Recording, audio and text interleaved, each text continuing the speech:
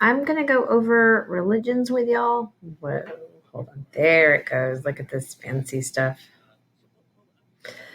So this is our religions comparison chart that we're working on. So this is just to kind of give y'all some background on the different religions that we're going to be referencing all year. Hopefully this is a review for y'all. So I'm not just only going to give you I'm not only going to, like I said, just give you the backgrounds on the religion, but one of the things we're going to have to do is to draw comparisons between the religions and look at what they have that's in common, not just between two religions, but sometimes with three. All right, so we're going to get started up here real quick with background on Judaism. So some things to know to go over with y'all for Judaism. Okay, the holy book is the Torah. Okay, Judaism is practiced by Jews. Okay, so these are our practitioners. One of the main things to understand about Judaism is that they have a covenant between them and God. So that's kind of how their religion is going to operate. As far as a starting date-ish, like I said, we just want to kind of be approximate. So we have 2000 BCE. For AP World, we have shifted past BC and AD. So BCE stands for before Common Era, which is anything before 0. CE is anything like on the positive side of the number line, so just normal dates. We're really not going to spend hardly any time here, so this is just all stuff like before what we're doing. Okay, as far as location. Okay, so Judaism originally came from Israel, which is over the course of time has changed and has been a bunch of different things. So as far as our regions go, to know where this is,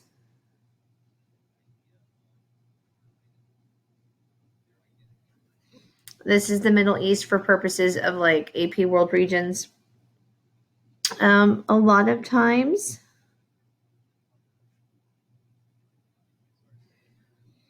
you might see it referred to as an ethnic religion, meaning it's not a religion where people actively go and seek out converts. It's more like you're born into it. It's for a certain group of people, because you really don't have people going door to door knocking and like trying to hand out pamphlets to get you to convert to Judaism.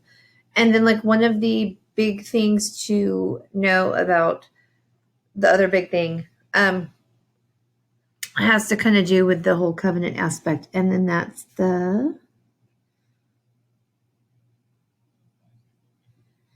Ten Commandments. Okay, so these are some of the basic things that I want y'all to kind of make sure that y'all can associate with Judaism. All right, shifting over here to Christianity. We have lots of different denominations of Christianity that I want to make sure that y'all understand. They are all Christian. The fundamental beliefs of Christianity are very, very similar. But let's just make sure that we understand some of, like I said, the different denominations. Oh, hold on. These are all brand new pens. I gotta take the little cap off. So we have Protestants, Catholics, and Orthodox. Okay, so these are all different denominations of Christianity. They're all still Christian. Holy book would be the Bible. Again, it founded in the Middle East. Okay, around 32 CE or Common Era, right? So that's our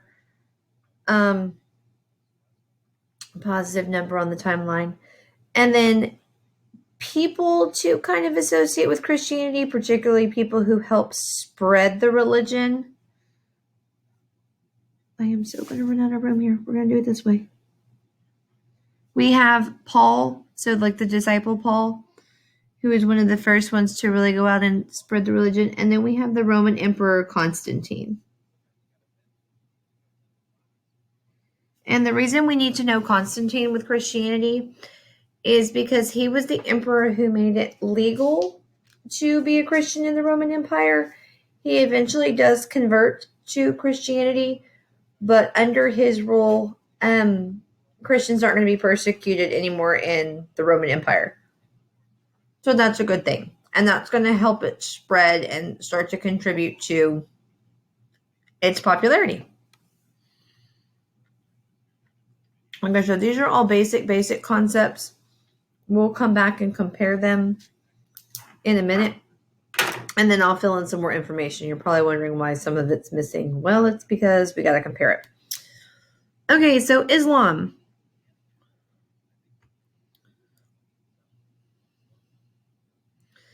So this...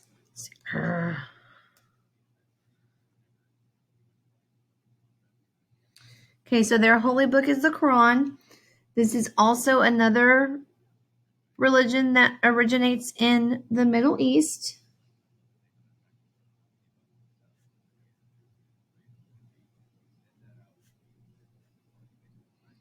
So that's something so far that all of these religions have in common, is their location.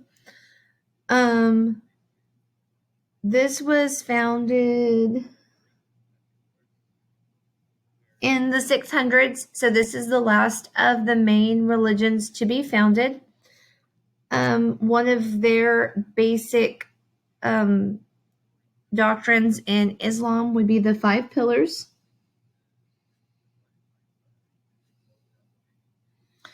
Okay, so this is really similar to the, not like in concept, like not in like actually doctrine what they're saying, but the concept of having like this set of things that you have to follow for your religion.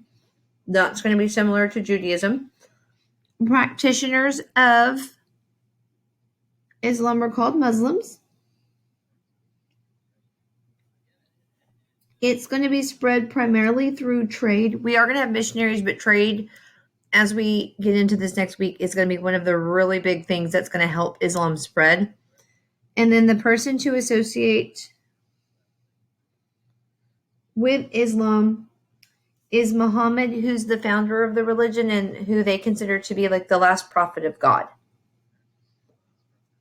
Okay, so now that we have this, let's look at some similarities between them.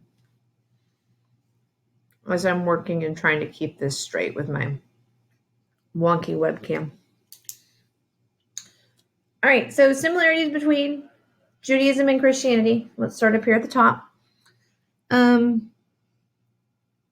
Right.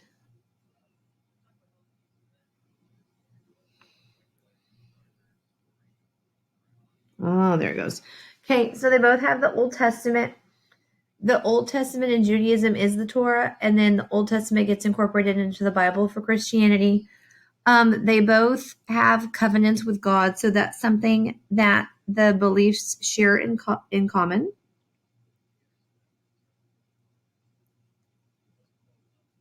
If I'm spelling covenant right, it's really late. Okay, so that's something that Judaism and Christianity have in common. Yes, they're monotheistic, but guess what? So is Islam, so it's going to go here. So there's more to this than that, so don't feel like I'm leaving off a whole lot of stuff. All right, so similarities between Judaism and Islam. One of the things, because I want y'all to try to look for connections. What are things that empires or religions have in common? There's always something. You just have to look. So in both of those religions, fasting is a big component. So that's something that they have in common. Like I said, don't overlook things that you might think might not be that important. Always look for similarities and connections. Okay, so what do Islam and Christianity have in common?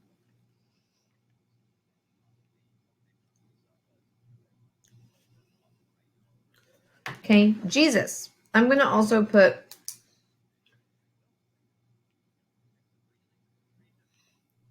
Jesus over here, but okay, so why am I putting Jesus as a commonality between Islam and Christianity?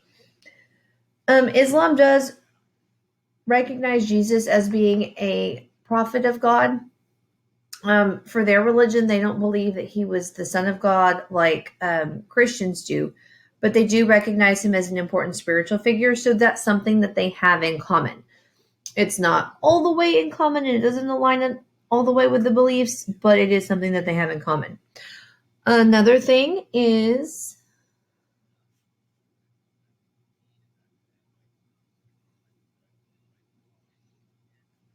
okay, Islam does recognize everything that's written in the New Testament. So that's something that they have in common. A lot of the people in the Bible you also have mentioned in Islamic texts. And then missionaries are also important for both religions. That's one way that these religions are going to be spread. It's primarily through the work of others. Okay, so what are some things that they all have in common? Because all three of these religions, again, like I said earlier, they all originate in the same area. Right? They all originate in the Middle East.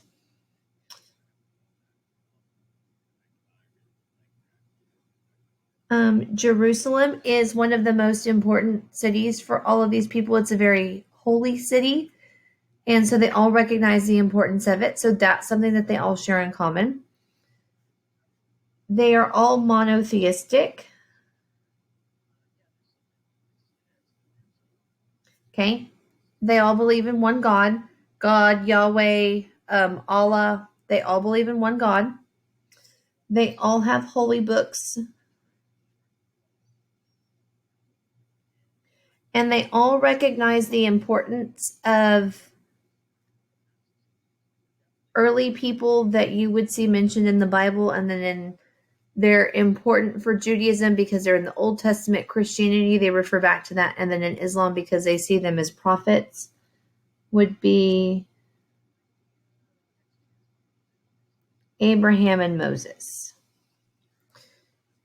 Okay, so these are things that all of these religions have in common when you stop and look at them, break it down, figure it out. Like I said, sometimes it might just be one thing that they all have in common. But when you really start to look, a lot of times you'll see other things that they have in common. All right, shifting away from the Middle East and going to South Asia, we are going to go and look at Hinduism first. Okay, Hinduism originates in India. So does Buddhism. Buddhism is going to develop out of Hinduism because people wanted an alternative to whatever religion is practiced. And like as Buddhism spreads east into China, that's why it becomes popular, because it's an alternative to these very rigid social hierarchies, stratified religions that are existing. So it offers people an alternative that's really open and is very inclusive. And I'll come back to that point in a second. All right, so some basic things about Hinduism. Again, hopefully this is just all review for you guys. Hold on, if my pen will write, there it goes. Okay, remember that in India they do have the caste system, which is set up. It's like the nice little, very strict social hierarchy that you really can't move up on. That's tied into the religion. You do have the concepts of karma and reincarnation.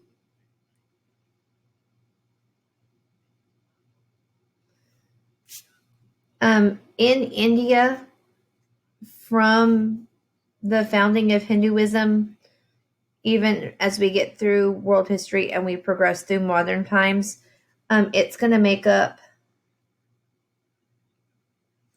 the majority of the people living in India are going to practice Hinduism, and this eventually becomes a problem as we get further and further down the line in history, because at certain points India is going to be ruled by Muslims. So you're going to have a Muslim minority ruling over a Hindu majority, and that's going to create problems. So since it's the majority religion, and since it's just primarily people living in India,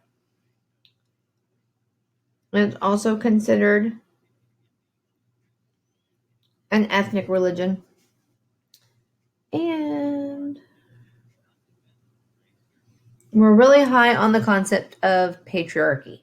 You have a lot of religions that are going to reinforce this. So this is the whole concept of a male-dominated society, which we're going to see a lot throughout history.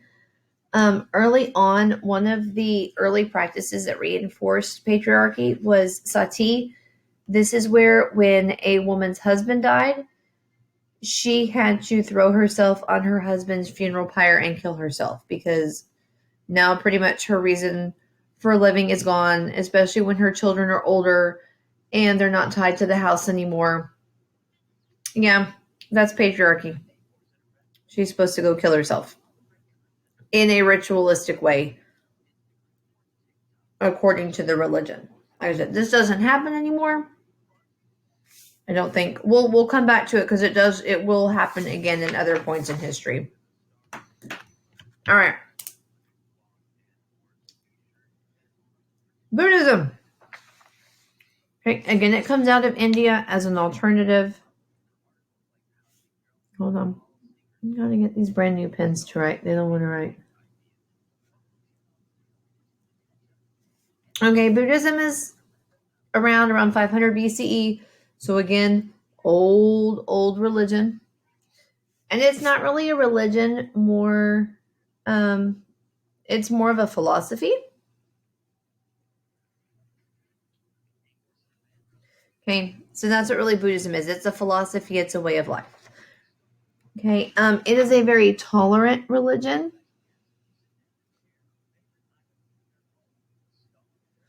It is also tolerant of people who practice other religions. So when you have rulers who are Buddhist, they tend to be more religiously tolerant, and they're not going to force you to convert to Buddhism. They're going to accept you the way you are. Buddhism was founded by Siddhartha Gautama, who used to be a Hindu prince, was troubled by what he saw with the world around him, as far as like all the pain and suffering, realized that all this pain and suffering is caused by material possessions. So you need to give up your worldly possessions and try to live a simpler life. So the basic tenets or doctrines of Buddhism, we have the Eightfold Path, and then we have the Four Noble Truths. I almost left off a person. In early Buddhism, one of the most important people to know as far as rulers was Ashoka. Ashoka was one of the first rulers to really convert to and support Buddhism, and he's the one who helped make it widely acceptable throughout India. So that's why I want y'all to know him. All right, so comparing our two South Asian religions. Okay, they both have holy books.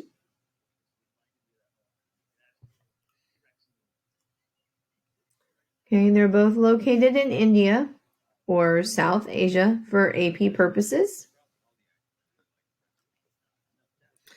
And they are official religions. So what I mean by this is it depends who's in charge of a country or an empire at that official time. So if it's a Hindu ruler, they're going to make Hinduism the official religion. If it's a Buddhist ruler, they are going to make Buddhism an official religion. Or then later on when like the Turks come in, you're going to have them make Islam the official religion. Okay. All right. One of the things that is asked of you guys a lot in AP World History is to compare Christianity and Buddhism. Well, yeah, at least it was when we had to like cover like the entire history of the world. But it's still the good practice. Okay, so some of the things that I'm going to write this way so we can see better is that they both are popular because they espouse equality. And what that means is anybody with Christianity, the religion was open to anybody. It didn't matter if you were poor, if you were rich, if you were a king, a peasant, mid-level accountant, like it didn't matter. Same thing with Buddhism. It didn't matter what class you were in the caste system. It was open to everybody. And so both Christianity and Buddhism are very, very popular because of that. I'm going to write this down with a caveat of this does not apply to all parts of Buddhism because there's, different types of Buddhism.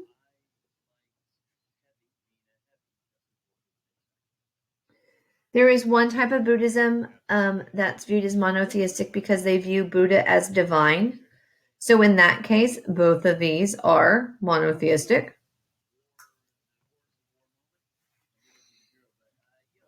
But that's like the little asterisk. That's like the exception to the rule, not the rule. They also promote monasticism. Monastic is monks. You have Christian monks, you have Buddhist monks. And this is going to tie into the equality aspect because these are two of the only real religions that really allow women to do anything. Women were allowed to be fully involved in both of these religions through this monastic aspect. You have women that could become Buddhist monks and women that could become Christian nuns. So this provided them an option in a time and a society where women really couldn't do anything except stay home, cook and clean, and have babies. So it gave them another avenue or an outlet. We have divisions. Like people end up like breaking from these. Like you have different denominations. You have two different types of Buddhism. You have different types of Christians. So we have these divisions or split within these religions. Both Christianity and Buddhism were developed from previous religions, so they were derived from prior religions. Christianity comes out of Judaism and Buddhism comes out of Hinduism.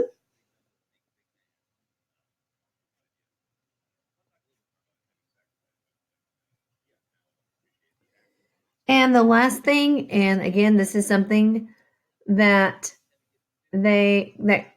actually Christianity, Islam, and Buddhism are all going to have in common is that they're going to be spread by missionaries. But I didn't want to add more circles to this and make this any more confusing than it already was. So this is your religions chart. Hopefully you followed along. Hopefully all of this you went over last year. It's ringing a bell. It's coming back to you. But as we move forward, Christianity, Buddhism, and Islam are probably the ones that are going to be playing the biggest role, at least for the first couple weeks that we're talking about the world from 1200 to 1450, mostly because Islam's new. It's the newest of all of the religions, and that's going to have the biggest impact when it first develops and starts spreading. So make sure you copy this on your chart and make sure you submit this into Schoology, guys.